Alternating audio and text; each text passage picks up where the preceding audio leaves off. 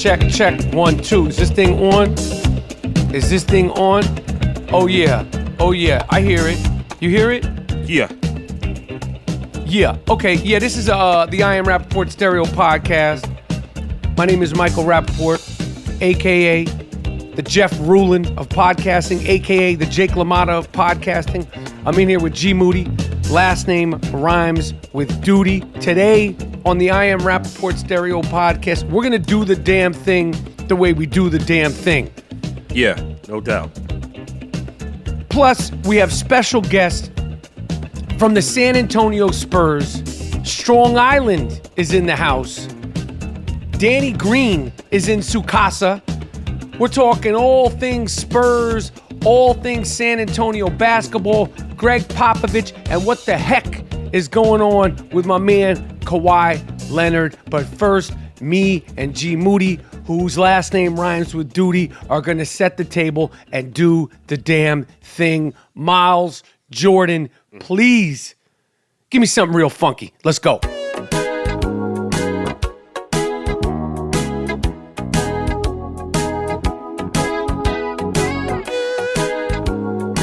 All right. Those are Moody beats. No doubt. And my name is Michael Rapaport, a.k.a. the Gringo Mandingo. I'm here with G Moody, whose last name rhymes with duty. And as I told you, this is the I Am Rapaport Stereo Podcasting, the only non-fact-checking podcast in the business. We created it. We patented it. If you hear it somewhere else, let us know. We'll sick our high-profile Jew lawyers all over their asses. G Moody, last name rhymes with duty, the 3-time podcast co-host of the year. Have no fear, the I Am Rapaport Stereo Podcast is here. I'm in beautiful, sunny Los Angeles, California. How you doing, Mr. Moody? Oh, I'm good. Everything is copacetic. Everything is good, bro. Good. That's right. We had a blizzard. It was 50 degrees the following day. So the snow is gone, and it was a freak of nature. Do you think that this is the end of the winter in New York City? Yeah, I think that's it. Coming up on April, it's going to be warm. So there's going to be no storms coming in because it was a very stormy weekend. Yeah, nah. Everything's good. It was 50, like 45 today. It's inching up. That's what I like, man. Okay, because as you know, it was a very stormy weekend. And I think you know where I'm going with this. Oh, yeah. 60 Minutes featured a whore to get some credible news from a harlot. So I have to tell you, I'm not going to use those kinds of words because I'm a gentleman. But I will say this. After all the fanfare and all the hoopla, and I'm on the record, I created the nickname, the iconic nickname, Dick Stain Donald Trump. That is me. Right. I've been on the front lines. I've put myself on blast talking as much shit as anybody else about Dick Stain Donald Trump. Okay. So all that being said, and my work speaks for itself in that area, I will say, for the most part, this whole Stormy Daniels situation is much ado about nothing. And I'll say a few things and then I would like you to jump in. Number one, we are desensitized from the fact that the president is a cheating scumbag. He's not a stick man.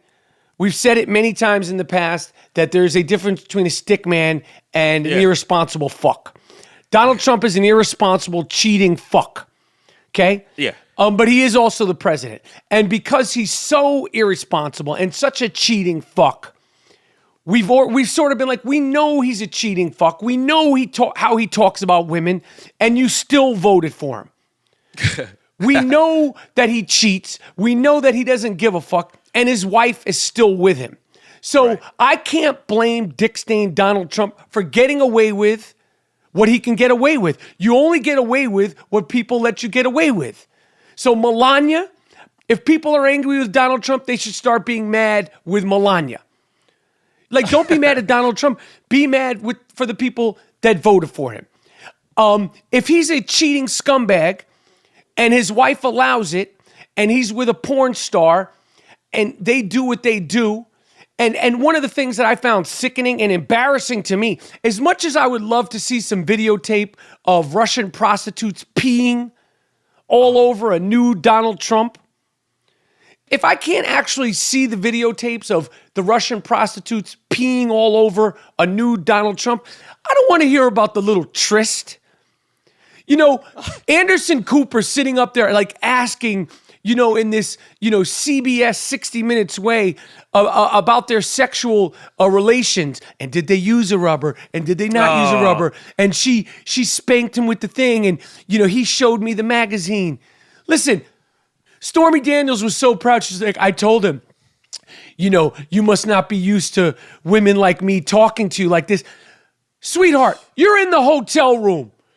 He didn't force himself on you. You came up there because he's Donald Trump. You came up there because he's on the magazine. Okay, so you're not fucking Joan of Arc here. You're not some, you know, new millennium, you know, strong woman. Okay, you're a jump off. Okay?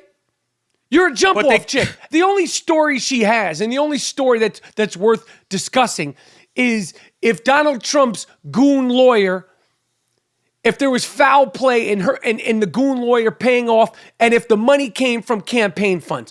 All this, oh, I spanked him on the butt with the magazine that he was on the cover for, and all this, oh, we had sex without the rubber, and all that. I don't care about any of that. Like, if you're really going to talk about the sexual explicit nature of the evening, let's do it. Otherwise, you're embarrassing yourselves. Like, oh, she's already done that. She's embarrassing herself. You tuned in. But Anderson Cooper too. Because you were hoping for some groundbreaking shit. Right. You tuned into this shit. Think of the program. You tuned in No, I didn't. I didn't watch this shit. Don't say you didn't watch it, because if you didn't watch it, you read up on it. You read the news on it. You saw the clips. Think of how cheap that news program is for them to go get a whore and act like she has anything of value to say. And you got what you deserve. And you got knowing, a little knowing that she really didn't have anything of value to say. Like, right. There's pre-interviews. They interviewed her before. They knew exactly what she was going to say, what she wasn't going to say. And to come up with just that and build it up just for ratings, just to try to bash Trump. And I'm all for bashing Trump. I'm the first one in line to bash this motherfucker. But if you don't have anything that's bashable, kill the story. Yeah. Yeah. I thought it was like a non-story. Now, I will say this. Dick Stain Donald Trump, he tweets about everybody. Tweeted about LeVar Ball. Tweeted about Steph Curry. Tweeted about Colin Kaepernick. He hasn't said a word about Stormy Daniels. There's a reason why.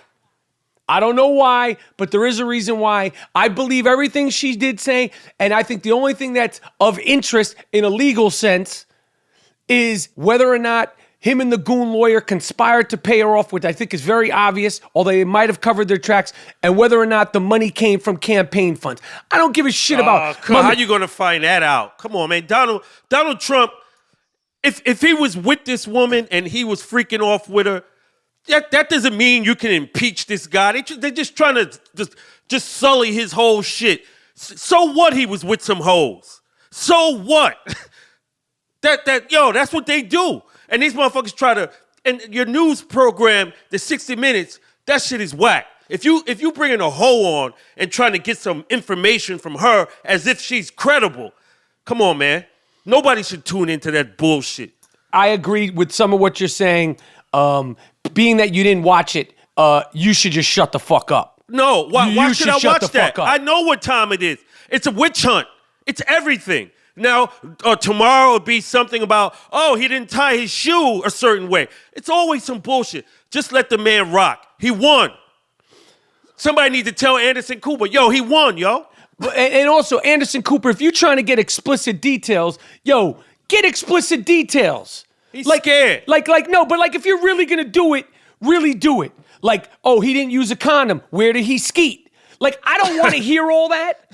I don't want to hear all that. But if you're going to try to make something salacious, really have that conversation. Otherwise, this is This is bullshit, man. Like otherwise, like you're trying to embarrass him because he spanked her on the ass with the magazine, and she's trying to act like she's some strong woman, and she's like, oh, I don't think he was used to a woman like me ever talk to. Ah, come on. And how many Stormy Daniels he ran through? Yeah, come on. You ain't nothing special.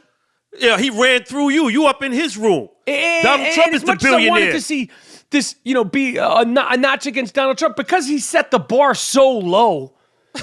Because the precedent is already set so at the bottom. This was nothing. And if you want to be mad about this, don't be mad at Donald Trump. Be mad at Melania for tolerating this shit. Because the one thing that we could all agree on is that this wasn't just made up. She freaked off with Donald Trump. They freaked off. So the fact that his wife, whether she's the first woman, not first woman, politics, the fact that she's okay with it just goes to show, what kind of person she is. The fact that the daughter is okay with it, and like those are the people to be mad with. You're going to get away with. It's human nature to try to get away with what you can get away with. That's just the way, humans work, in my opinion. I got you, man. But I think she's there. She sees all the shit that's going. She's putting up with it. I agree. Y'all motherfuckers judging her, man. Just let them do their thing, man. Who the fuck is you, man, to be she's Melania should leave the marriage. Mind your fucking business, man. Yo, listen, all I'm gonna say is, Moody, a lot of people find some of the things you say tremendously compromise. What's the word? They find it very clever, motherfucker. No, they don't find it clever, motherfucker. They don't find it clever. Very controversial. I've had people, what's up with your boy Moody? They've said some terrible things about you in my DMs, and I'm gonna let you know, I stick up for you, but you're on fucking thin ice. Okay? Yeah, I don't care. You're on fucking thin ice, man. I'm just letting you know. Let him come to me. Why go to him when you could go to me?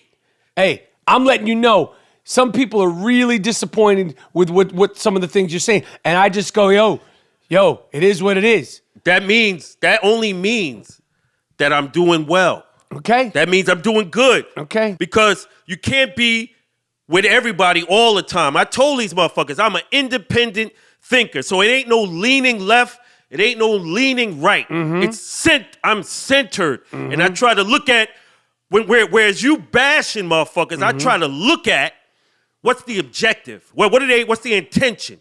You just bash these motherfuckers. I don't do that. Okay. And them suckers reach out to you. Yes. When they tell these cats to come to me, and I can tell you what time it is. Hey, listen, I'm going to tell you right now, some of these people have said some really upsetting things, but I just want to let you know I got your back. I hear you. Moving on. Let me move on with some other things. Let me see what else is going on. This is crazy. Now, you kind of need the visuals for this. And podcasting is not a visual medium. I'm going to try to articulate this as best I can. So, did you see, Moody, the pictures of Christina Aguilera on the cover of Paper magazine? She's putting out some new music. She has a new comeback. She's on the cover of Paper magazine, very famous, fashion sort of hipster magazine. No makeup, looking, I got to say, very pretty, very good. Like freckles on her face, like unrecognizable. The way it was brought to me is I saw it on social media somewhere and it says, is this even Christina Aguilera? Like it's that unrecognizable without all the makeup, without all the hair, without all the lipstick. And I was just thinking about this woman has been famous for, I don't know how many years. It's got to be close to 20 years. I mean, she's not my cup of tea, but obviously everybody knows Christina Aguilera. Yeah, and, she's huge fucking star. And she's been walking around with like a fake face all these years. Like makeup, you got to look at it. It's shocking to see. Because when you look at these pictures here, it looks like a 23-year-old fresh-faced, blue-eyed model with like freckles, and you're like, oh, this is gorgeous. And like you literally, if you guess 10 people, like who is this person? She's that unrecognizable. And now she's like, I'm gonna be the real me. And I'm like, oh, you sacrificed the real you this long, and this is what you were covering up. It's not like she looks beautiful in these new pictures. She looked like a Wicked Witch of the West the last time I saw her with the makeup and the wigs and she's sashaying and all this bullshit. And now she looks like, like a blonde-headed beach bunny. Good. At least she took all that shit off and say, yo, she's recognizing her own her own beauty, man. Salute. Give her a shout out. Yeah, no, it's just wild to me. Like, the sort of the self-hate and the fear, and you think this is what people like, and I'm like, if she could sing the way she used to be able to sing, and she looks like this, it's literally like an entirely new person. Like, it's that shocking. You got to check it out. I didn't know if you saw it or not, or the people saw it, but look up Christina Aguilera on Paper Magazine, and you're gonna be like, this shit is bugged out. Like, she's literally unrecognizable. I'm gonna check it. So as I told you, later on in the show, we got my man Broadway Danny Green from Strong Island, New York City. From Long Island. Not that many, actually, a lot of ball players have come out of Long Island. Mike James, Shelton Jones, formerly from St. John's. I think he played in the league for he had a cup of tea in the league. Yeah, it's a few. The good doctor, Dr. J. Eddie Murphy's from Long Island. Howard Stern is from Long Island. Natalie Portman is from Long Island. The list. Anthony Scaramucci, the fucking mooch, he's from Long Island. My mother's from Long Island. So Broadway Danny Green. I don't know if anyone ever called him that, but the Woody Allen movie Broadway Danny Rose is definitely one of my favorite movies. He's coming on. I just talked to him. Good dude. Talk about the art of shooting. 300 makes. I talked to him about shooting, like in a day, like when you're like that level of shooting. Chris Mullen, I talked to him about it one time. He said he would do 400 to 500 makes. Damn. Not shots, makes. Just yeah. Woo. Repetition, keep it going. These guys are professionals. They take it very serious. Yeah, and they've perfected. And Danny Green is a professional basketball player, and he's a sharp shooting San Antonio Spur champion at North Carolina. I was out of the league, was in the D League, went overseas, got picked up by the Spurs, got cut by the Spurs, and then he won championship with one of my favorite teams, the San Antonio Spurs, that dismantled your Miami Heat, led by LeBron James. So we talk about all that later on in the show. Another thing I want to talk to you about, and I'm dying for some more people to see it. G, you have to watch this. You have Netflix. I watched this documentary, 6-hour documentary, and when you watch it, you'll remember seeing the clips on 60 Minutes, on Oprah Winfrey. It's this documentary called Wild Wild Country on Netflix, and it's essentially about this guru who was like a famous guru, one of these, gurus in India, and he's practicing love and peace and yoga and free sex and all this crazy shit, and he had followers and all this like the guru stuff. His name is Sri Rajneesh, and so he took his act on the road. This is in 1981. Him and his followers, they moved to a small sleepy town. I believe it was like 97 people in this small sleepy town in Oregon. And they were able to sort of, purchase this big plot of land. And because they had so much money in donations and so many followers, and it wasn't just like, it wasn't poor people. It was people with money. They had engineers. They had builders. Like, I can't remember what it started with. They built up this city, in this, I think it was like 82 acres of land in the middle of like this sleepy town in Oregon. Next thing you know, they started buying up the town next door, and then they wanted to continue buying shit, and they were finding all the loopholes. Like, it's some sort of law. Like, if you have like 150 people in a town, you can form a city. And then if you form a city, you can do this, and then you have a mayor. Anyway, it got out of control quick.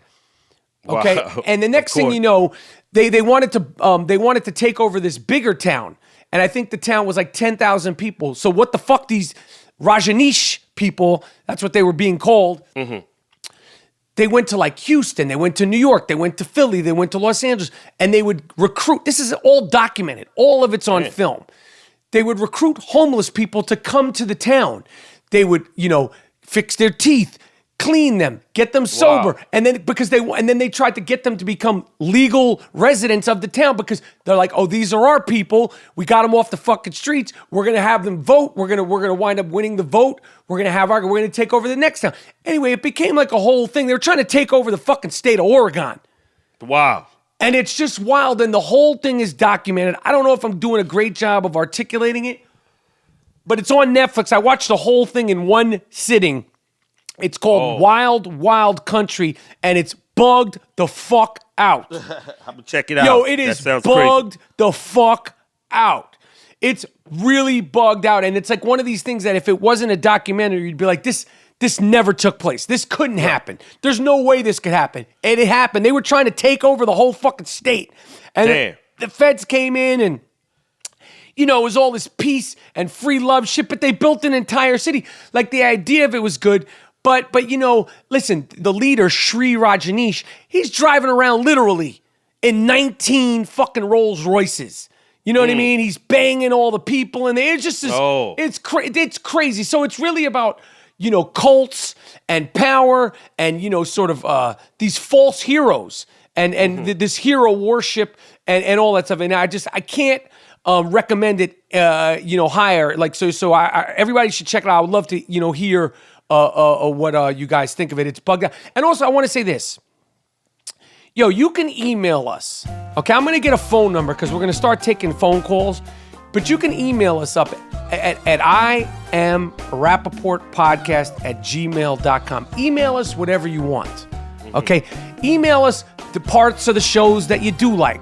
Email us sick fuck of the week suggestions. I want to give a shout out to the people that are sending me all the sick fuck of the week suggestions over there on my DMs on Instagram. Email us, Mike Rapp, you know, we like when you say this. We don't like when you say that.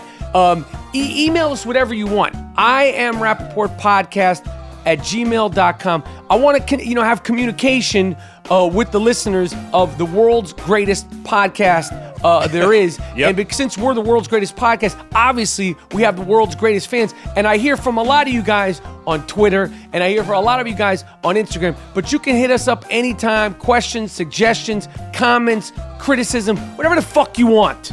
Okay, one more time. I am Rapaport Podcast @gmail.com. What else is going on? Did you see Kentucky over the weekend? They lost, and Calipari didn't shake hands with the team that beat them. Is that right? Yeah, he didn't shake hands. He said, "Oh, they were celebrating, and we didn't want to." Come on, man. See, that's that bullshit. That Come is on, that man. bullshit. That's See? that bullshit. Just because you didn't win, you're going to be on that bullshit. That's that sucker shit. Yep. He did it. Calipari did that. He didn't shake hands with the coach, the players of the other team. Yep. What's the matter, Johnny? Huh? You cocksucker! You motherfucker! We beat you fair and fucking square, Johnny! Huh? I know this cocksucker. I know fucking Calipari. All these fucking years, his team's beating us by fucking 30, 40 fucking points. John Wall, Boogie fucking Cousins, and Anthony the fucking Unibrow Davis. You can't shake my fucking players' hands, Johnny. I'll bust your fucking head open.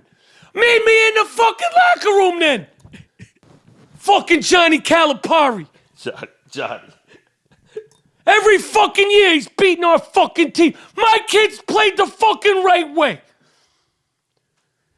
You shake those fucking kids' hands. You snake oil cocksucker, you. The New York Giants are threatening to trade Odell Beckham. Don't do it. Don't do it. I say get rid of this fucking guy. Don't do it. You know why? Don't fucking. You know why? He has nothing really to show for football.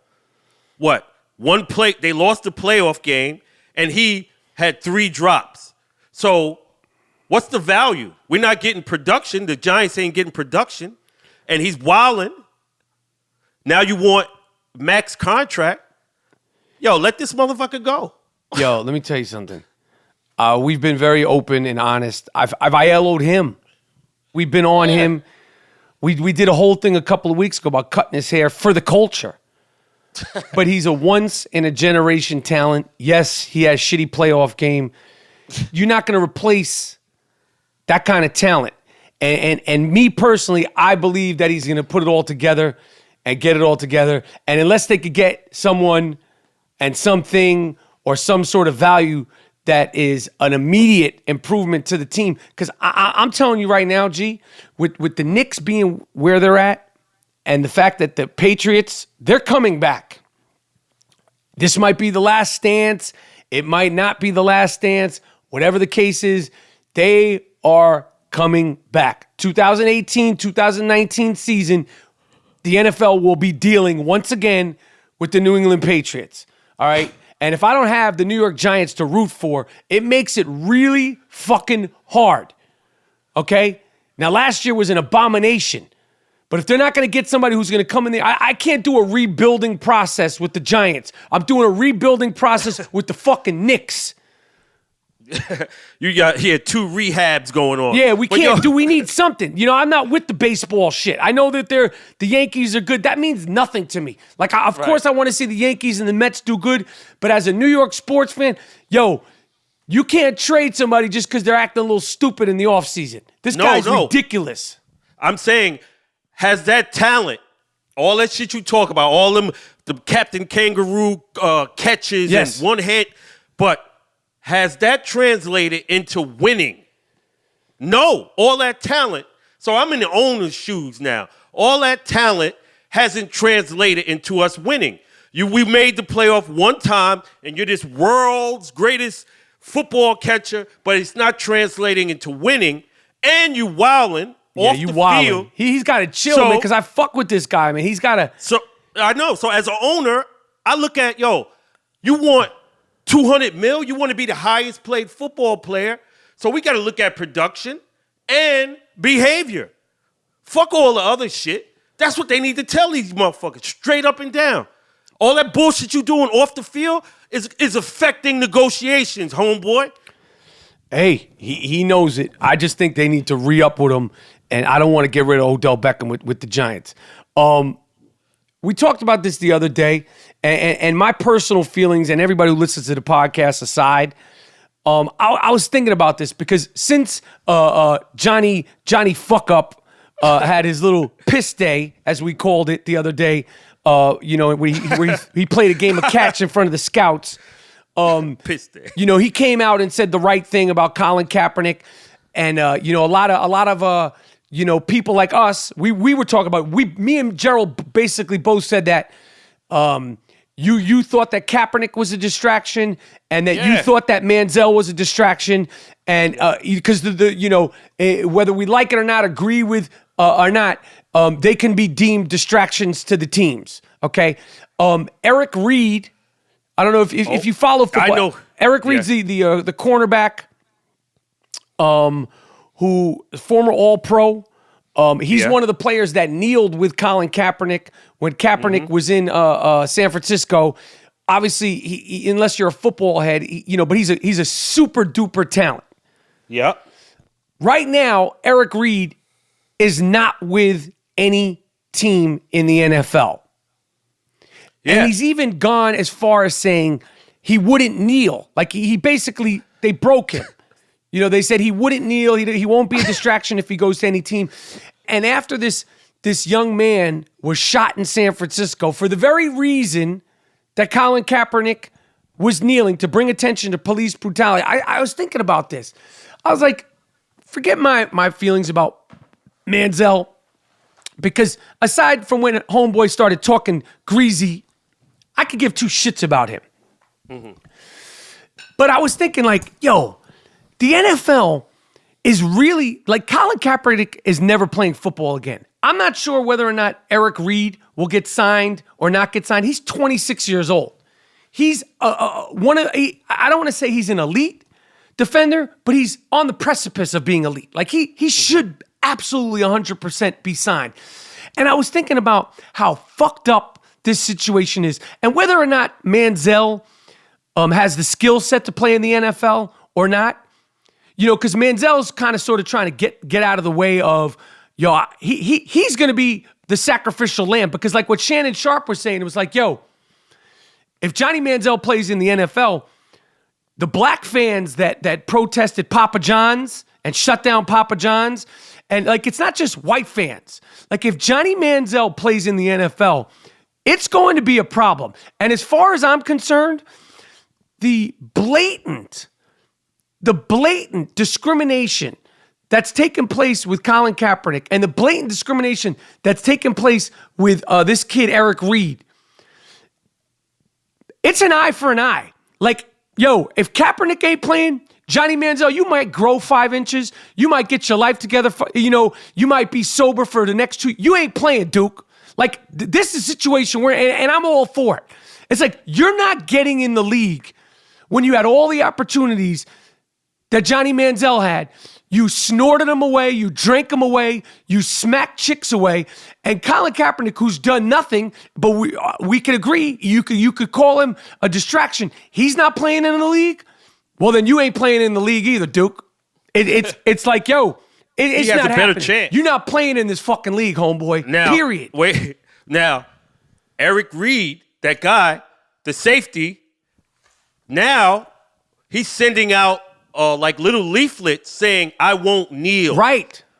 And I'm saying to myself, why you do it in the first place? You can't be a part-time Huey Newton, motherfucker. You gotta, if you force something, this is that, you should expect that would be the consequence. Now, you're gonna basically beg these people, right? Oh, I won't do it. So, obviously, you doing it initially didn't mean shit. That's like Muhammad Ali on some... Oh, no, I didn't mean that. It's crazy. It looks ridiculous. It's fucked up. But just like Colin Kaepernick, people are like, well, why did this happen? Why did it also... Like, your feelings, your thoughts, and your ways to protest, and your ideas and how you're articulating your feelings, you have a right to change and evolve those feelings. You don't think the same way you thought when you were 30 years old, as do I. And Eric Reed can still be about it, and he should have, I'm just saying, it's like, people, like, in this day and age, because of social media and everything is marked down, and you did this, and we have a photo of you doing that, and this tweet, I've said it before, there's tweets that I would like to have taken back. You know what I mean? There's things that I've said that I would like to have taken back. There's comments that we've made on this show that if you scroll through them, you might be like, yo, these motherfuckers are wild.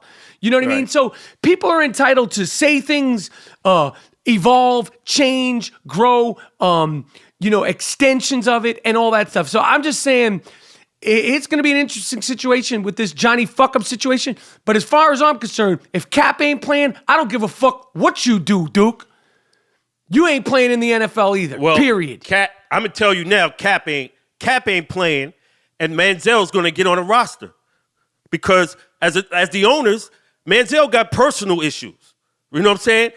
He not going to fuck with our bottom line and alienate our fans. You look at it, try to look at it from their perspective. But what Shannon Sharp was saying is like, oh no, you are going to alienate the fans. They're going to alienate the black fans. That's what he was articulating. Just like, Papa John's is gone because the black fans were like, nah, Duke. Like, they have voices too. Football, like, the people that watch football aren't just white people. You know what I mean? Like, this is, there's other people that watch this shit. The majority... You can't lose 70% or 80% of the fan base, which is white motherfuckers. Motherfuckers. So if you alienate them, that's when the ratings and all that shit go down. And this is what's happening. So, you can't lose the majority of the fan base. And these people coming out here kneeling, that's something that affects the bottom line with those dudes. It's about the owners, how they look at it. I understand all that shit you talking to, but I try to look at it from their point of view. I don't want that shit on my team if I'm an owner. That's why homeboy is like, Eric Reed is like, oh, putting out flyers and shit. I won't be kneeling. So if I'm an owner, I would kick it to him like, why you do it in the first place, motherfucker? So it don't mean shit. This whole situation, this story is looming around the NFL, and we're in March, and this shit is going to continue to be an issue around the NFL. It is not going anywhere. As much as we all kind of want to be like, yo, I just want to watch a fucking ball game, shit ain't going nowhere. It ain't going nowhere. The shit it's real. What else is going? Yo, NBA is getting ready to be playoffs. Like, 8 games, 7, 8 games, 9 games. Like, it's getting ready to come down to, that time of the year. Yeah. And I see now the Golden State Warriors have injuries, and LeBron, it looks like we got a little clearing. Maybe he get to the championship. Maybe he do it again, yo. Oh, I there's no doubt in my mind. They're going to the championship. I mean, barring injury to LeBron, Toronto ain't ready. Washington's all fucked up. Kyrie, I believe he had a meniscus injury, the surgery, and you could come back from that. I don't know if it's meniscus, but they said non-intrusive, and sometimes that's a buzzword. I'm in the know in this sports world. Sometimes that's a buzzword as a meniscus tear. If you come back from that too soon, I believe that's what Brandon Roy had. Remember Brandon Roy, Portland Trail Blazers career? I believe. I don't know. I'm just saying. I'm not sure if that's what it is. Cleveland's going to the finals. There's nobody in the East that's going to beat them. That guy LeBron James is a fucking animal. He's an animal. He's a fucking animal, man. 15th year. What is it? 15th year and doing it. Yo, 15 years, man. Nobody's ever played like that in their 15th year. Actually, this is like his best season, so. Right. Statistically, like this last month was his best statistic month ever. So what are we watching? That's my whole point in saying, what kind of athlete are we watching? This might be the greatest dude. I'm not arguing with it. That doesn't mean I have to dick ride him like you do, Duke. Yo, I know. You don't have to dick ride him like you do, Duke. We know ball. So when you see something extraordinary, we seen the nicest motherfuckers. So when you see somebody nicer than the nicest dudes, yo, it's special. And I like it. And I like ball. See, you just want to try to hate on him. Yo, just acknowledge that dude's greatness, man, as far as a complete basketball player. You got to give him the props, yo. Yeah, I hear you, man. So what place does this dude work at? This cornball motherfucker. Who that? This corny ass motherfucker. What is his name? Travis Clay. Clay Travis. Clay Travis. He works at I'm not familiar with. He's one of these University of Duke looking motherfuckers, man. Oh, one of these Christian Laettner motherfuckers. He's like always, he's always trying to stir the pot ass motherfucker. Whatever. What he did? He talking shit about my girl Michelle Beadle. He said she's absurdly overpaid at $5 million per year. Yo, Duke, fuck is you counting her money for, Duke? Why you worrying about her money, Duke? She getting $5 million a year. Let her live. Let her shine, Clay Travis. Yeah. Why you worrying about her money? She's overpaid. You not dope. I know you think you dope. You not dope, though, money. You're not dope. And the fact that you're worried about what a lady is making, what another person is making, let her live. Let her count her checks. Why is you in her pockets, Duke? The fuck is you doing, Clay Travis? Yeah, I read that. That's the ultimate hater shit. That's like you in the press, you in the paper hating on a woman's salary that she's making money. And you're earmarking, you're laying out things as to why she shouldn't be paid. That's the ultimate hater. You could just chill the fuck out. Yeah, you could talk shit. You could say she's not good, but she's overpaid. Why you counting her money, man? The fuck is wrong with you, dude? Yeah. Sound crazy, man. You just talk among your friends with that. You don't put that out in public. It makes you look crazy, man. Yeah, you playing yourself. Clay Travis Clay, whatever the fuck your name is. This guy got 2 first names as his name. Travis. It could be either Travis Clay, Clay Travis. Corny, Duke. He sound like a country singer. That sound like a country singer. Yeah, man. Get your motherfucking guitar and get the fuck up out of here, man. Yo, Miles Jordan. Let me get that sick fuck of the week music. This award is earned, not given. It's called the sick fuck of the week. This guy's really sick. Lock him up. How could you do it? Don't let him out. Damn. You fucked the dog? You what? You fucked the dog? Why would you fuck the dog? Why would you fuck your girlfriend's dog? What? Sick fuck. The sick fuck of the week. It's earned. Earned. Not given. You did. What? No.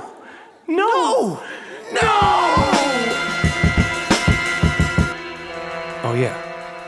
That's it right there. That's it. That's it. Okay. That's the Sick Fuck of the Week theme song. That's the Sick Fuck of the Week theme song. This is an award that is earned, not given. It is an award, yes, that is earned, but not given. It's given to the sickest of the sick fucks out there.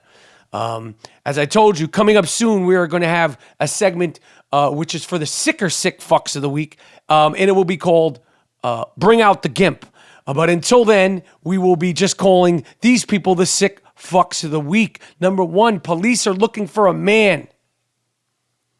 A Brooklyn subway train rider on the G train.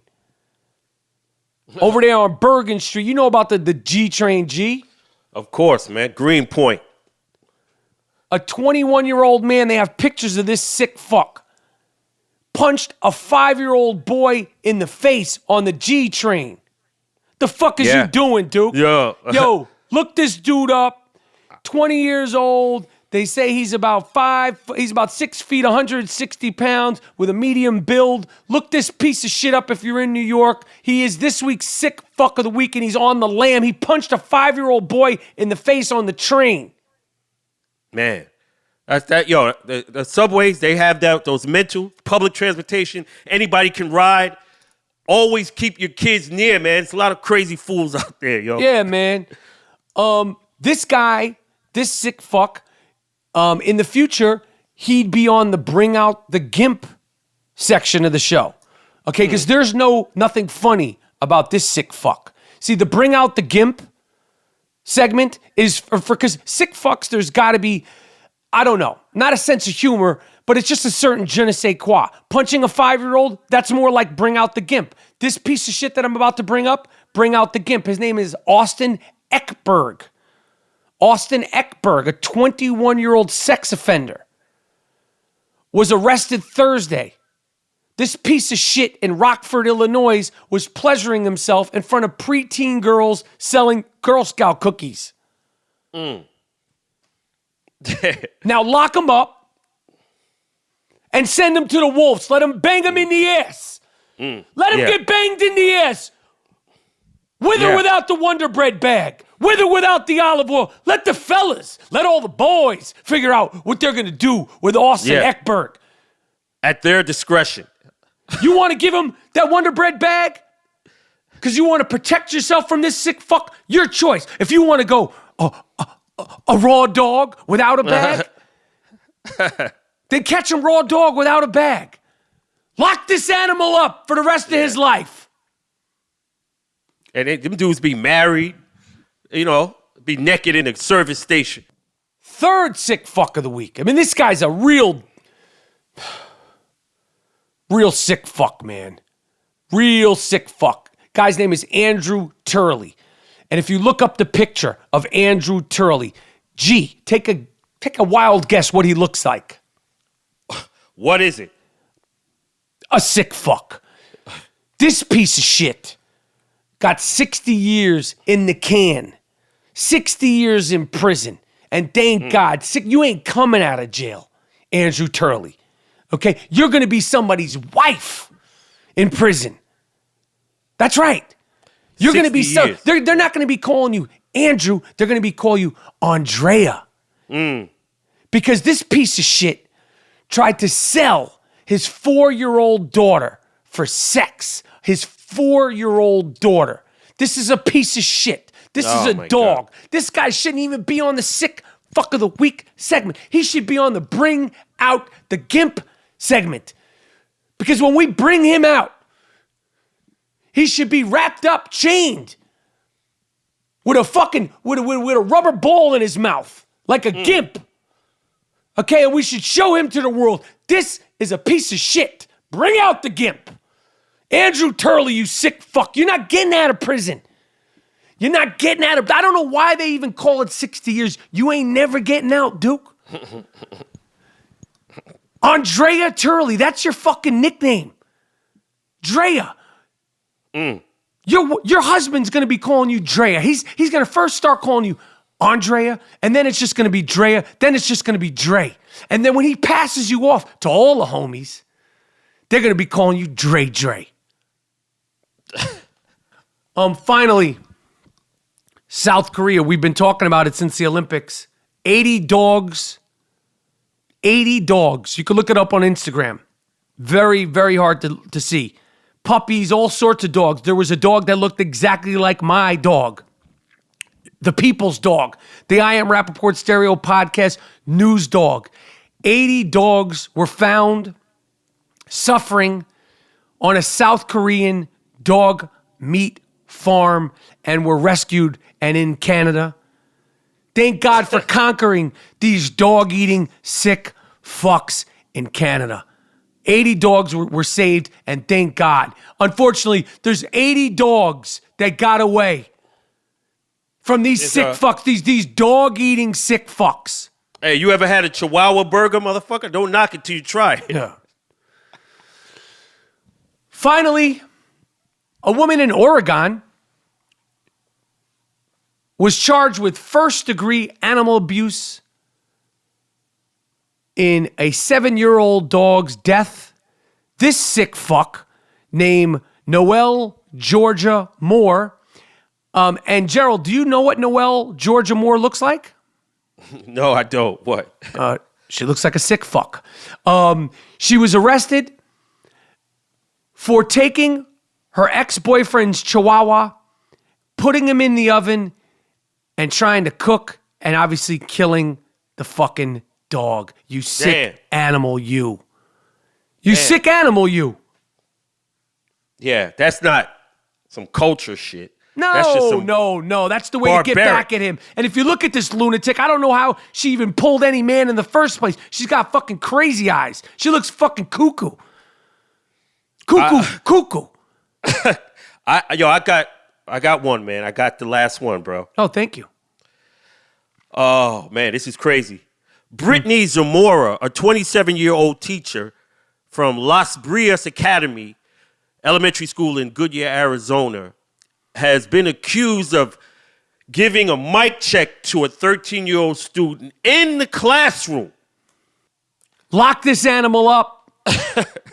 Now, I don't know if they have a Wonder Bread bag treatment for this animal. And if you look her up, I saw a picture of her. If you saw her on Instagram, you'd say, this is a pretty looking girl, right? Yeah, married. She doesn't look like your conventional, obvious sick fuck of the week. She's pretty. Yeah. But looks can be deceiving, you sick fuck. Brittany Zamora. You're going to jail and you ain't ever coming out. A 13-year-old boy, you fucking animal, you. Blew his fucking socks off, man. 13 years old? Come on, man. Come on, man. That ain't nothing dope about that. Listen. That shit's fucked up, man. Listen. These are sick people. They're the sick fucks of the week. Okay? It's time to move on. Listen. Broadway Danny Green, sharpshooter for the San Antonio Spurs, coming up next on the I Am Rapaport Stereo Podcast. We're talking Kawhi. We're talking Popovich. We're talking his shooting routines. We're talking Steph Curry. We're talking Kobe. He was a teammate of LeBron James. You know, he was drafted by the Cleveland Cavaliers. We're talking LeBron. We're talking hoops. From Long Island, Danny Green coming up next on the I Am Rapaport Stereo Podcast. Stay with me.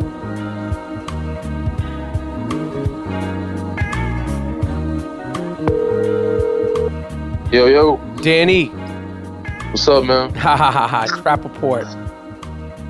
How you doing? I'm doing good, man. You good? I'm good. All right, I appreciate it, man. I appreciate it. I appreciate you, man. Thanks for reaching out. Oh, taking man. the time. Come on, man. I'm a big fan. I'm from Manhattan. My mother's from Long Island, so I've been following you for a long time. Okay. Same. All right. Big fan. Danny Green, San Antonio Spur, NCAA college champion, NBA champion on one of my favorite NBA teams of all time, which effectively ended the reign of the evil Miami Heat dynasty. I appreciate you taking the time to rock with me on the I Am Rapaport Stereo Podcast, Danny. Anytime, man. I appreciate you having me. So let me ask you a question. So how does a kid from Long Island, Strong Island, same place my mother is from, wind up playing in Chapel Hill? Oh, man. My dad he's a big sports fan too. So growing up, he watched all basketball. He wasn't a Knicks fan. Sadly, I mean, I didn't grow up a Knicks fan, even though they didn't have great years during those times anyway. But he was a big Michael Jordan fan. We watched a lot of the Bulls, but he's also a big North Carolina fan. So it was very easy growing up, and I was a big North Carolina fan too. I watched a lot of those guys play. From Sheed to Stack to VC. All those guys. Even, some of them are still around. But once I was recruited, I wasn't heavily recruited until going into my senior year. Where you go to certain elite camps they invite you to, like Nike, ABCD. Back then, coming from Long Island, you don't get a lot of recognition. You don't get a lot of. So the only way to get recruited, you have to do well in those camps. Lucky for me, I did well. Going into my senior, I did decently going into my junior year. I got some D1 scouts, D1 schools recruiting me. But going into my senior year, I did really well. And then, North Carolina liked what I had to offer, I guess. And, once they started recruiting me, it was over for me. It was an easy decision for me. So I'm a big fan since I was a kid. And when I went to Chapel Hill, it was very different from New York, obviously. But, Long Island is it's a lot slower paced than the city, but very different from New York. So what is it like going down there? Like, what is it like being a player like North Carolina? I mean, Worthy, that Jordan guy, and so on and so on. Like, what is it really like being a Tar Heel for North Carolina? I mean, the alum is as you go down the list, are ridiculous. The guys that we have, the brotherhood is unreal as well. But being on that campus, being a basketball player on that campus, obviously North Carolina is a pretty nice sized state, and they have other great schools around it. Duke is about 10 minutes up the road. NC State, 20, 25 minutes, away. Wake Forest is not too far, hour and some change. There's a lot of schools there that really good. But being in Chapel Hill, it's a college town. And those people worship, the ground that you walk on. And, it was a great experience for me. It was unbelievable. I had to do 4 years there. I was lucky to finish, winning in my senior year. But going back, they still show a lot of love. And, so the South is very different from New York. So the people there, very nice, Southern hospitality. And, they cheer you on. It's a big, big sports area all around, from all three areas in the, Duke, North Carolina, NC State. There's a lot going on. The big rivalries, but a lot of fun to watch and play and be a part of. That brotherhood, that fraternity, per se. And, see those guys come back, watch you play, and acknowledge you and show you love like you're part of the family. So it's been a blessing for me. Like historically, like UCLA has their crew and they have their summer games, and you just rattled off a bunch of people, obviously all the Duke, North Carolina State and North Carolina guys. When you were at college, who were some of the alum that, would come back to North Carolina that you were playing against, former college stars and then current pros? Like, what do you remember about those summer games? Oh, man, it was, obviously a culture shock. You're still kind of a fan, but you're a player. You're still a fan of a lot of those guys. Just like your first year in the NBA, when you're playing against those guys and playing with some of the guys, you're still kind of, I guess, in fan shock. I don't know how to explain it. But, it takes a while for you to get over that, to realize and look at them as other basketball players, too. So at Carolina, when I got there, a lot of those guys that had just won a national championship, we came there right after they won one in 2005. They had Sean May, Raymond Felton, Rashad McCants, Jawad Williams, Marvin Williams. They had all those guys there.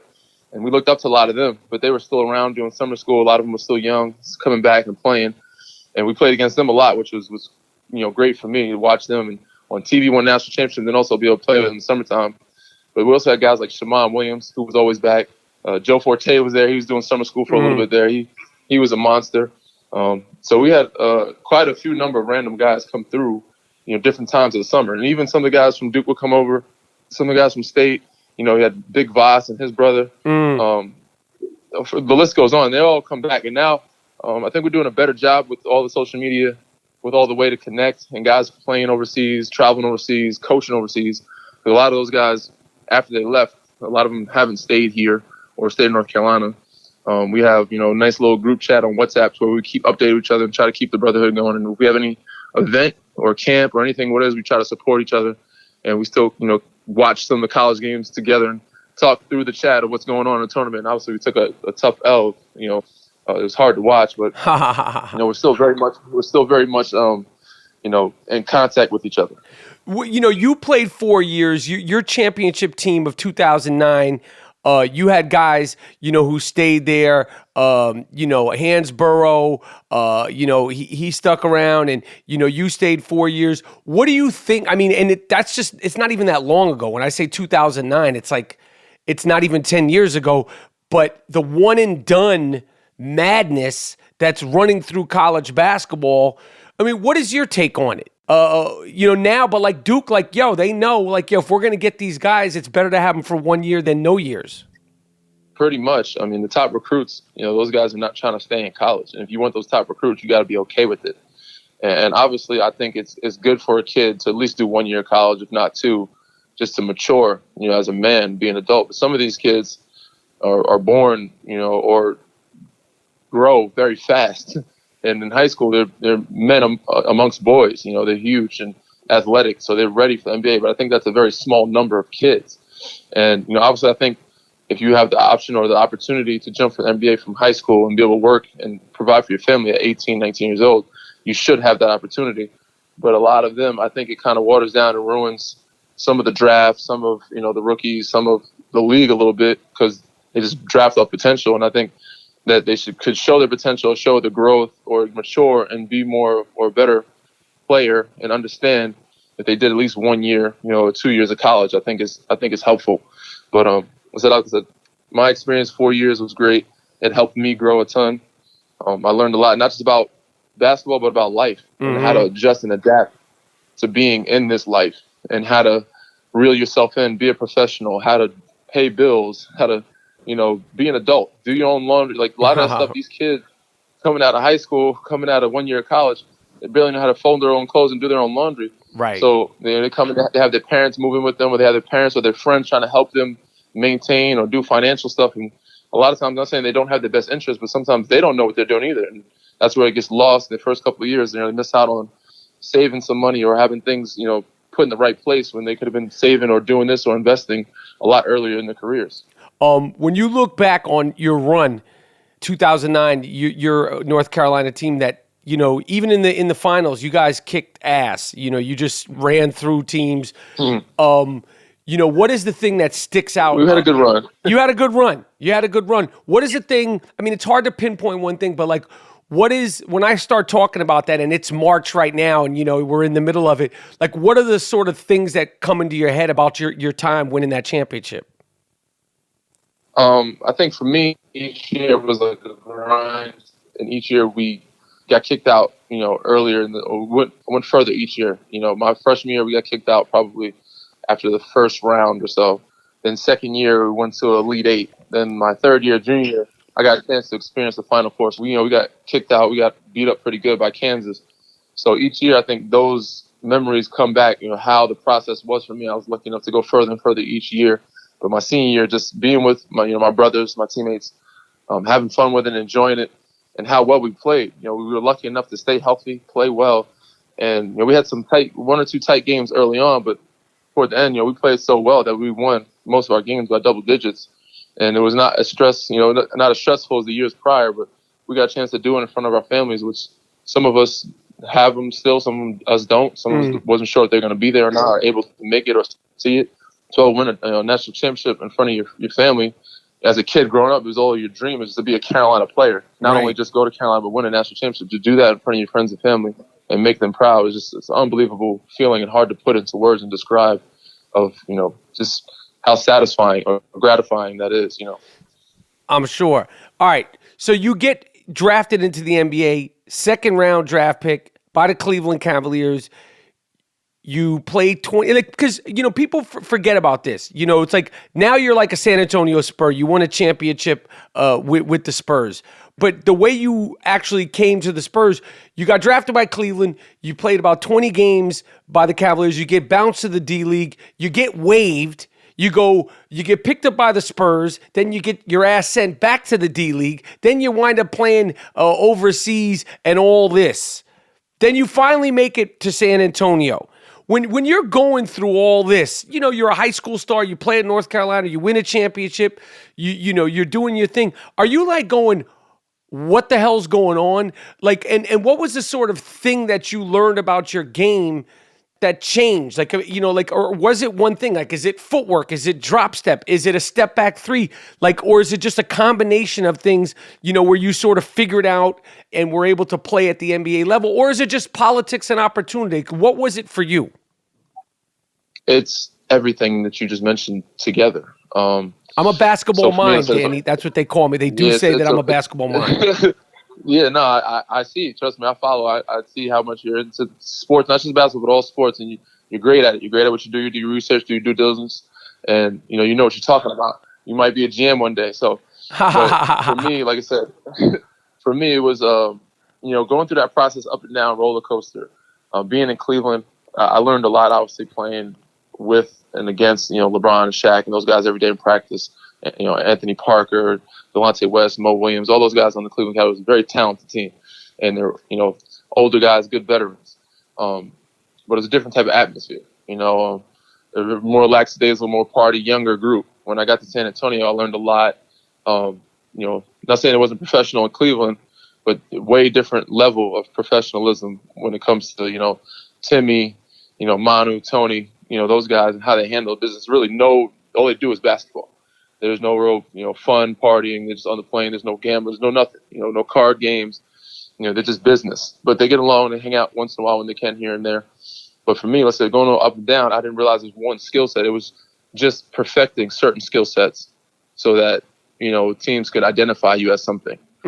So I was a good player at certain things, certain aspects of games. I was pretty good. I was good at a lot of things, but not great at anything. So in order to be identified at something, I had to be great at something, and I had to figure whether it's shooting, defense, and for me, obviously in San Antonio, it was always defense. So I was hanging my hat on that end of the floor, but then also I wanted to be a great shooter, a pure shooter, and that also made me a threat in the offensive end of the floor. So the more I worked on things, I just kept repetition with my coaches, my individual developmental coaches, of doing the same things over and over to raise my percentages to be a shooter where guys had to guard me and respect me. So I worked on those things just, a ton more. Just everything is, timing, opportunity, and it's sometimes politics. But, the timing of it was great because San Antonio, Manu, Tony were getting a little older. They didn't have a deep bench. And we had opportunity to come in. Richard Jefferson was there at the time, but then they had traded him away. And there wasn't a lot of guys on the bench that they were sold on or that they were like, all right, we're going to keep this guy forever. We wouldn't, so I had an opportunity to make my mark. And so the timing was just perfect for me. And then opportunity always comes because eventually in an NBA season, so many games, everybody gets hurt. Somebody's going to get hurt. Every team has injuries. You just have to be, ready, prepared to take the opportunity when it comes your way. And Pop, he's always good at throwing the new guys in there, see what you can do, early. Danny, go get in there. He'll throw in whoever is new call up from D-League. Go in there and see what you can do. Guard this guy. So when, I got the opportunity, I was able to show that I could be trusted, or I was capable of not letting the team down, or capable of being in this league and belonging and actually maybe helping the team some a little bit. So, just waiting for the right opportunity, being the 15th man on the bench or coming from the D-League and just waiting.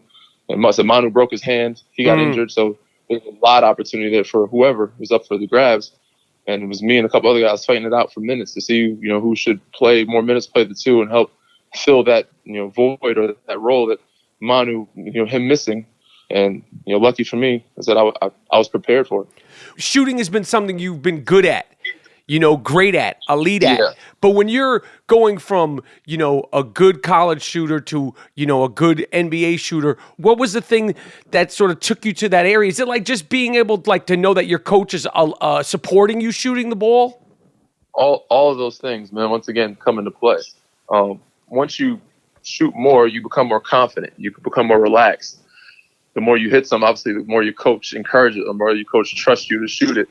But that also is a big key to have. The confidence can make or break a guy or a player in this league, in any league.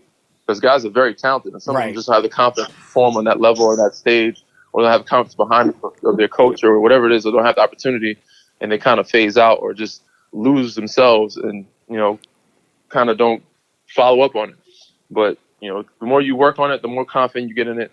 For me, it was obviously technique of doing repetition the same way over and over and making sure my shot, I didn't shoot it differently every time. And that, raised my percentage a ton. But also just, shooting it confident, having my coaches behind me being more confident. of telling me to shoot every time that I'm open. And once you start hitting some, it helps be more relaxed and just shoot the ball and not think about it. But it started with me with just repetition of shooting it the same way every time, doing techniques and doing it over and over thousands of times, 2 a day, just getting a lot of shots up. When you're putting in that work, and I'm sure you do it now, I've had the honor of being around, NBA players and watch them do, shoot around when there's no cameras and practice and all that stuff. Walk me through, like, in the summertime or even in the regular season, like, walk me through, like, your shooting routine if you're putting in a good day's work, whether it's season or off season. Like, if Danny Green at this point in his career wants to, like, really, give a good day of shooting, what is it? It's for sure makes. 'Cause when you go for the makes, you'll get the reps up because you're not going to make 100%. Most shooters, even when they're wide open and they're doing their drills, they might shoot, 70, 80% at best. So if you make 500, you're going to end up taking, 600, 700 shots at least for that day, which is a good shooting rep. But a lot of times for me is, getting warm, getting technique, repetition, and then makes. How many are the makes? On a good day, at least, let's say 300 to 500 it could range. Wow. But it could be different. We'll do some twos, we'll do some threes. When I was younger, high school, obviously a lot more. Now it's just, repetition of maintenance. You don't have to do as many. Probably it's had a good day for me now. It's probably about 300.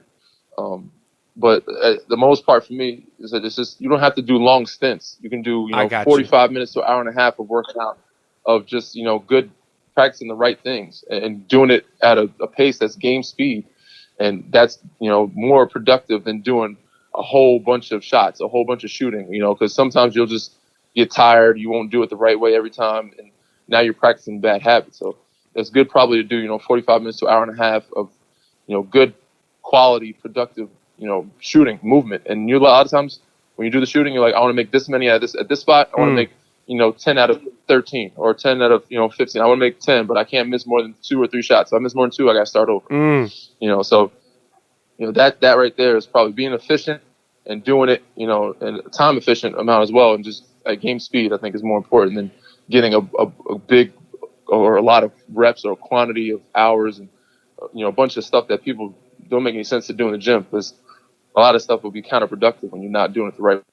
You've played against other great shooters, and it's, it's like I said, I've had the fortune of watching, up close, some guys do, like I saw Steph do it in practice. I saw Clay do it in practice. I've been around the big three. I seen Brian Scalabrine, believe it or not, make 30 in a row. Shocking as it might sound, but I saw it with my own eyes. Who are the other shooters, who are the ones that stick out throughout your career? Obviously, those guys that you mentioned are Scalabrine, Brian Scalabrine. I mean, he's still a professional. End of the day, guys that are professionals, they can shoot the ball. They outshoot any, normal human being. Right. And not all of them are great shooters, but they're still professionals and they score the ball. There's a reason why they're on that, level of play. But, Steph and Clay and KD, those guys have the ultimate confidence. And that's the number one, factor right there. And obviously they're great shooters. They're the best shooters probably in the history of the game. They get a lot of reps up. They have unbelievable touch.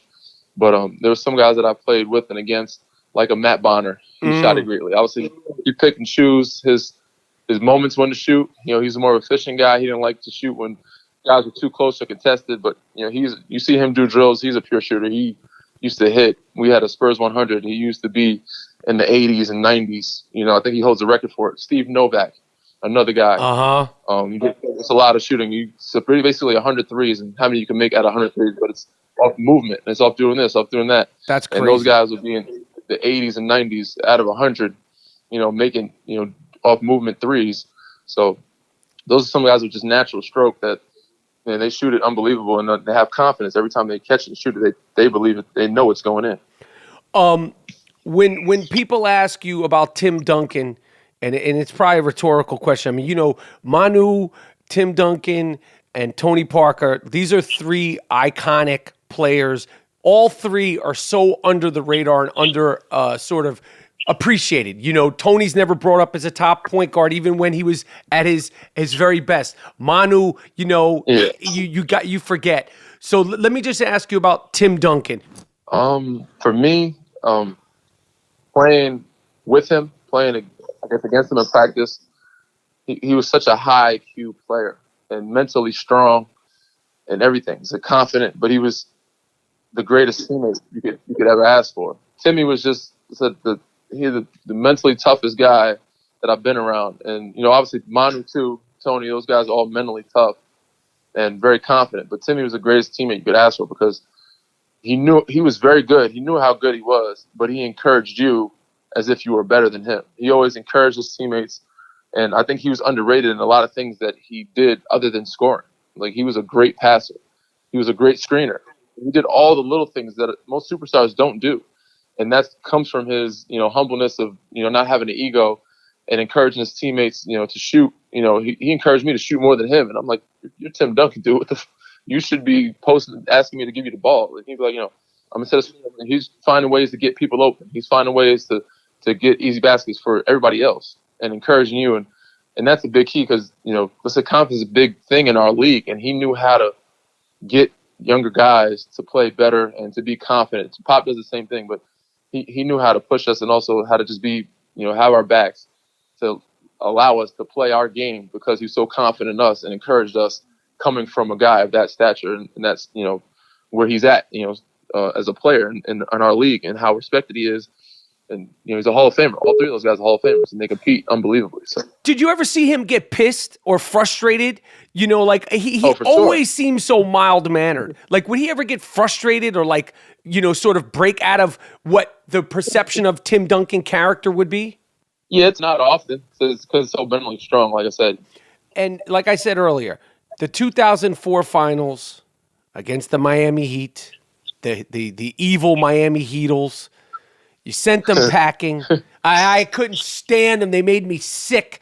I watched that Game 5. That's the last time me and my father, he's still alive, but we watched that Game 5. We went crazy. It was two New Yorkers going crazy, rooting for the San Antonio Spurs.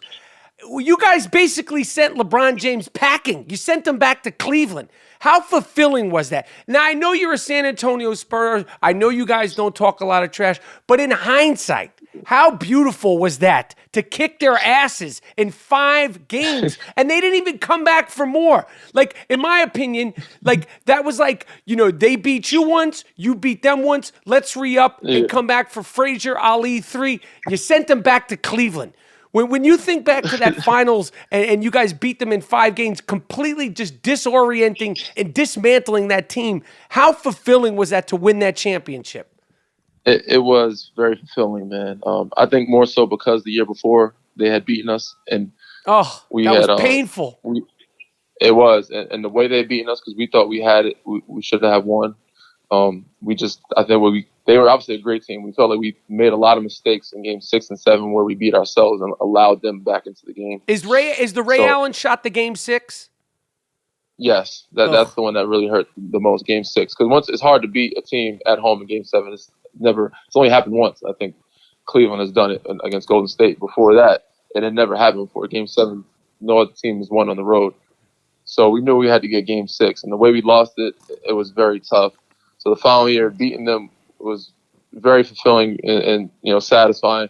And obviously, we wanted to see them again, but I think it was more of relief that that they broke up. You have to play that team again because they were really good, man.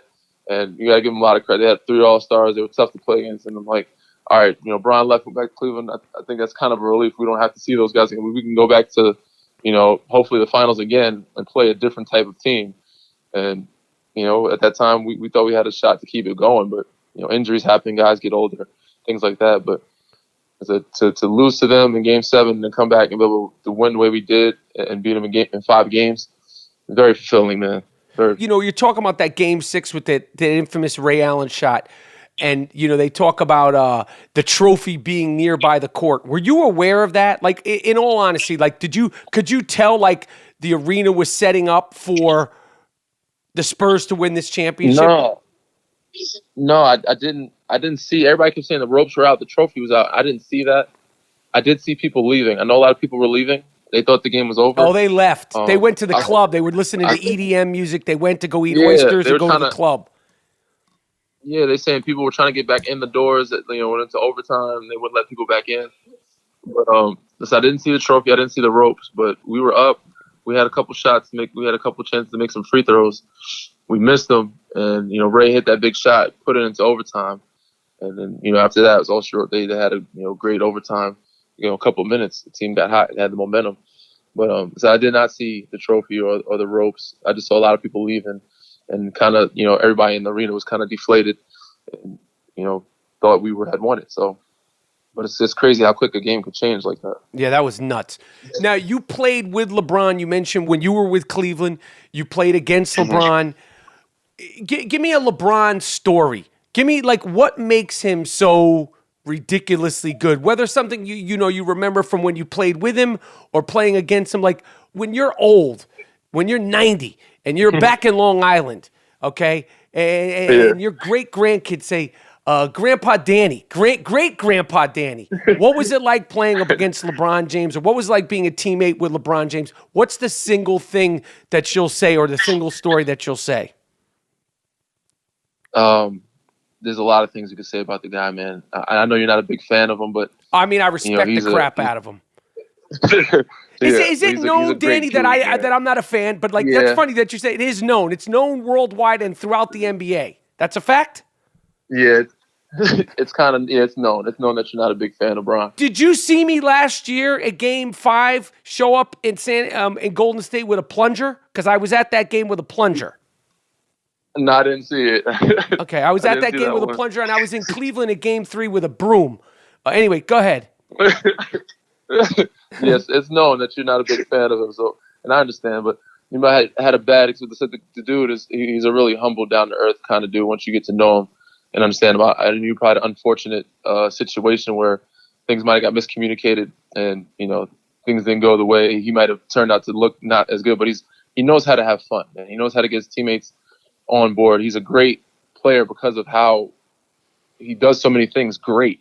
Like I said, not many people can do many things great. He's a great passer. He's a great rebounder. He's a great scorer. He's a great leader. He's a great teammate. He knows how to encourage his guys and get them playing their best. He can take a guy off the worst team in the NBA right now that's not playing great and bring them to Cleveland or bring him on Bron's team, and he'll have him being a totally different player. Well, what is it though? What is it? He helps you. He finds out what you're good at, and he wants to accentuate them, and he builds that confidence in you. Definitely, and he just encourages you. He encourages you to play your game and shoot, and he's very similar to Timmy in that aspect of being a humble, down to earth guy, and letting you play and be you, and encouraging you to play good basketball. And so he knows how to win now. Obviously, going to Miami, he learned a lot from there. He knows how to win and be a better leader. But I've seen him take over games, man. Before I even got to Cleveland, when he was doing his thing against Detroit in the playoffs, even when I got there.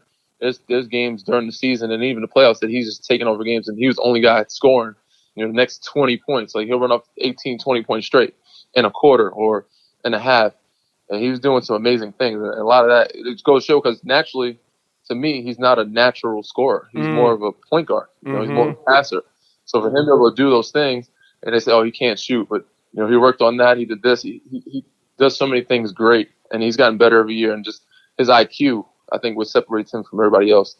That height, that size, that speed, there's a lot of guys that have, God-given talent, but the IQ puts him over the edge of everybody else, and that's why he's, so great at what he does, and also gets the best out of his teammates. He knows what angles to get them, or what angles to go at them, or to approach them, to get them on the same page he's on, and get them playing their game of better basketball. Just being with him, your confidence levels go up a ton just playing around them, being with them, playing against them.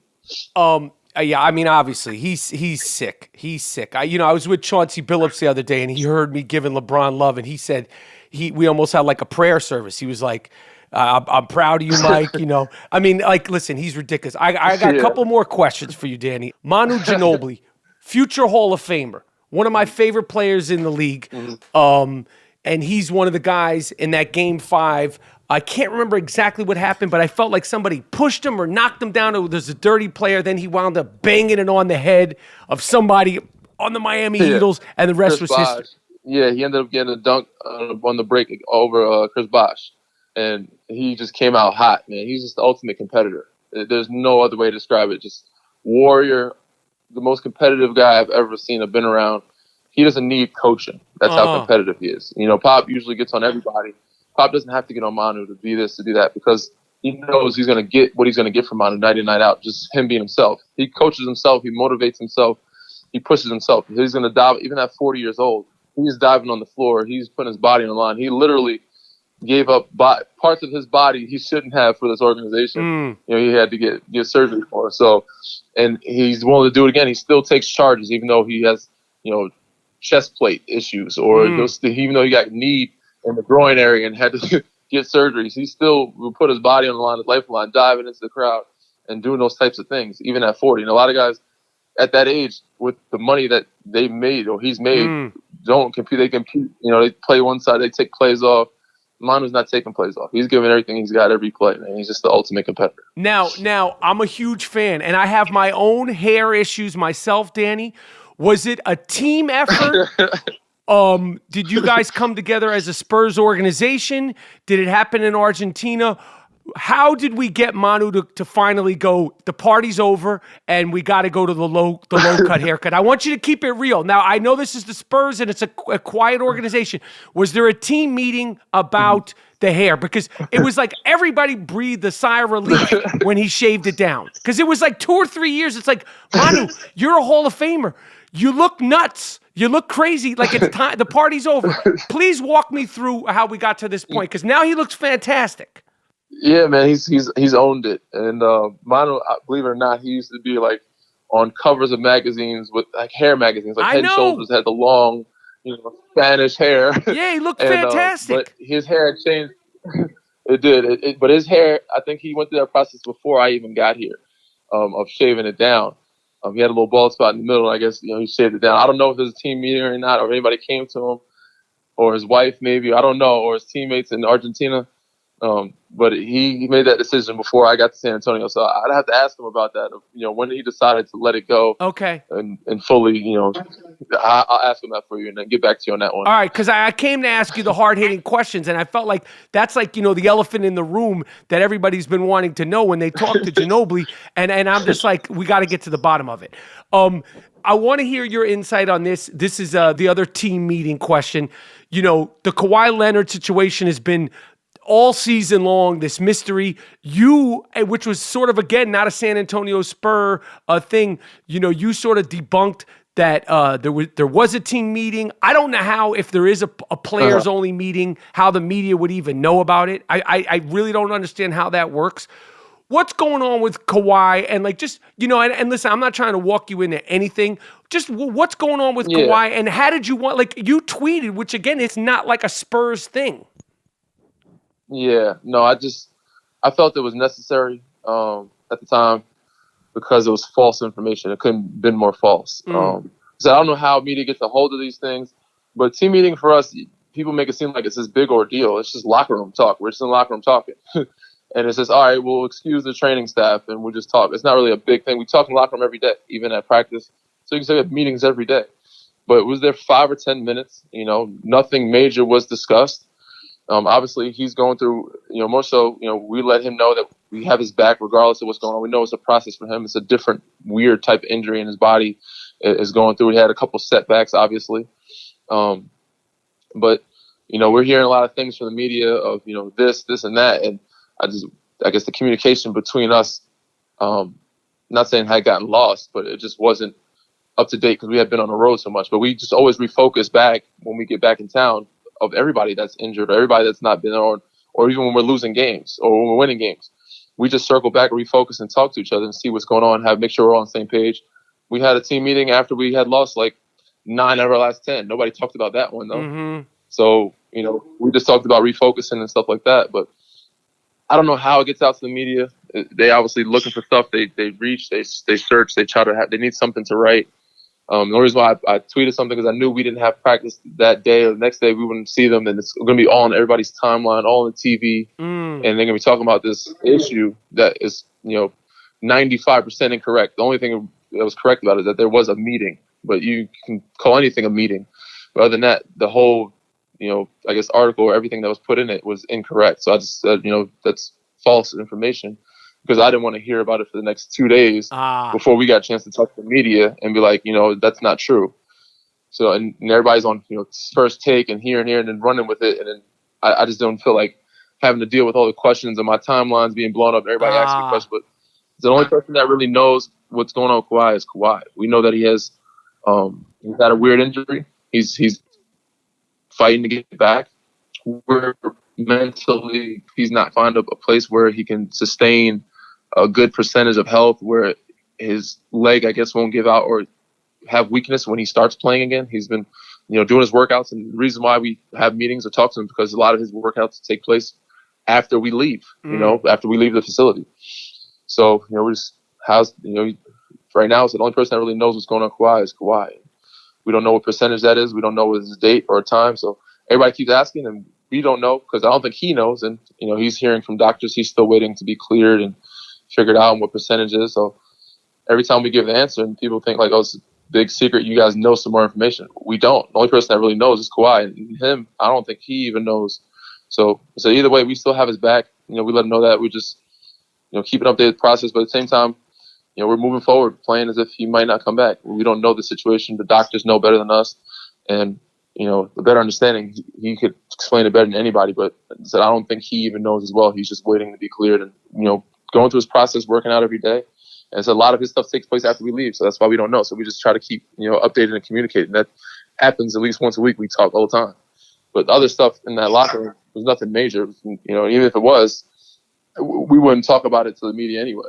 How is it for you, like NBA players in particular, but all athletes, obviously football, being the second most, but you guys, it's like a freaking feeding frenzy, and it's changed so much even since you gotten in the league, and you're a young guy, but the Instagramification and the Twitter, and you could be doing a random, post-game interview after a game in Milwaukee. You could have, twisted your ankle, had a bad game and lost. And if your attitude or what you say isn't carefully thought out, it becomes national news. I mean, it just seems like such a burden for all of you guys. But, the stars like LeBron, Russell Westbrook, KD, Steph, it's got to be sickening. But for all of you guys, if you just say one wrong thing, one wrong tweet, it's like the world stops on its axis. Yeah, it's kind of crazy because I put that tweet out, didn't know it would go viral like that. It's very basic, and you have to be so careful because so many things going on in the world. Obviously, people now, everything is sensitive, with, younger kids, schooling this, growing up, there wasn't as much social media. There wasn't as much this, much that. And obviously everything wasn't so, I guess, sensitive with certain things on the internet. There wasn't bullying, cyberbullying. There wasn't this, there wasn't that. And you have to be careful with everything you say. People take it the wrong way. You can't even buy a dog without somebody telling you how you need to buy your dog or do it that way, or the breeders or this, that, and that. That's the wrong way. You can't wear certain clothes without somebody, saying something about it. So, and I'm not under the same microscope as those guys you mentioned, and I can't believe what they are. But you have to be so careful what you say, what you put out, what you tweet.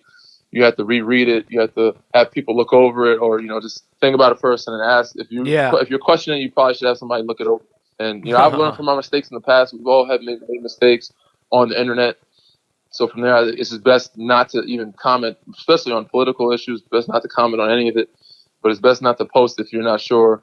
Ask somebody to review it. I've put up wrong pictures. I've put up wrong captions for wrong things for 2 minutes, and it's got misconstrued and taken out of context. And now I'm this person that none of these people even know who I am. But I'm this person that people make me out to be that's not even close to who I am. But you have to be so careful, man, and it's tough to even be yourself. And that's why a lot of guys, as much as fans want to be involved in our lives and see how we interact on social media, we have to limit it because of how careful we have to be and how sensitive the world is to some of the things that we do and say. We can't even be ourselves, or let them into our lives on via social media like that. My final question, Popovich, we talk about social media and being careful. One of the things that I think, that's made him even more beloved and respected is that he's been so outspoken about political things, about social things. what is having this Hall of Fame coach in front of you particularly, and you're a New York guy, who's not afraid to be himself. He's not afraid to say what he wants to say. He's not afraid to have an emotional reaction. And he's obviously for the people. You know what I mean? What does Greg Popovich mean to you? That's the way he handles things off the court is probably the main reason why most guys come here and are proud to play for him. Obviously, he's a great coach. Very tough to play for most times. You have to be very mentally tough, and it's a culture shock change for me and many other people. Being yourself, pulling them back, learning how to do this, doing it his way. But because of how outspoken he is for us off the court, it allows us to express. So many guys, we have different countries, different cultures. It allows us to express, where we come from, our culture, and how we feel about it. And if we want to, bring some attention to this, or this needs to be brought to this, we can actually talk to them about that or bring that up and say, we want to do this for that or do this for this, because he's so open-minded when it comes to those things.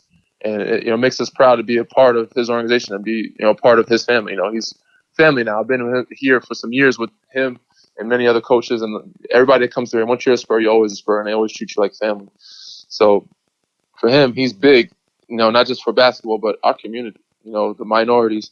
He speaks out, for us more than anybody else that I've seen. He's always, trying to find a way to do this, to educate us, to see what's going on, not just in the United States, but other countries of the world, and realizing, we're just playing basketball. We're very lucky, we're blessed, and it's just a game. Even though we're losing, we're competitive, we compete, we want to win, we want to do great, but at the end of the day, it's just a basketball game, and we don't realize other parts of the world, people are going, and that aspect of life, he's amazing. All right, listen, I'm going to let you go. I can't tell you how much I appreciate you rocking with me, Danny. I've been a fan. I want you guys to get it together in the playoffs, competitive Western Conference. Told you my mom's from Long Island.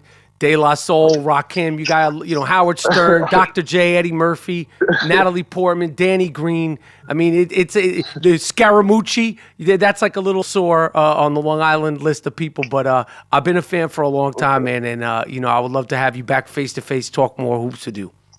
Same, man. I really appreciate it. I would love to do that too. I'll be in LA some off season and whenever we can catch up, man. I really appreciate you having me. And as soon as we can catch up again, I'm definitely all for it. And let's do in the summertime. Let's do 300 makes. You might like to bring a sleeping bag and a pillow, but I'll get it done.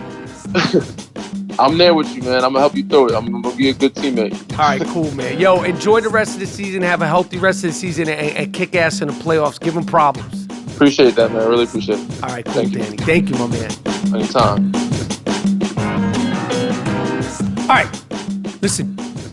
It's the best show in the world. It's the I Am Rapaport Stereo Podcast.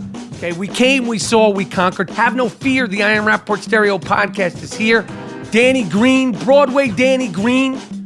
Thank you for rocking on the I Am Rapaport Stereo Podcast. I can't wait to do it again. This summer, we're going to have a little shooting contest. I want to have a little show. I want you to see my stroke. I got a left-handed stroke. It's beautiful. No Bruno. No Bruno. Thank you for rocking on the I Am Rapaport Stereo Podcast. That's our second San Antonio Spur. Kyle Anderson was our first. I plan on having many, many more. Get Kawhi. What? Get Kawhi. Oh, love it. All right, we're done. Miles Jordan, the Dust Brothers, best producers in the business. Take us out of here with a banger, a smacker, and let it rock for a little while. Let the people rock. Okay? Let the people enjoy the Moody beats. My name is Michael Rapaport. His name is G Moody. His last name rhymes with Duty. This is the I Am Rapaport Stereo Podcast. We'll be back with another banger later on in the week. It's Primetime Podcasting next. Peace.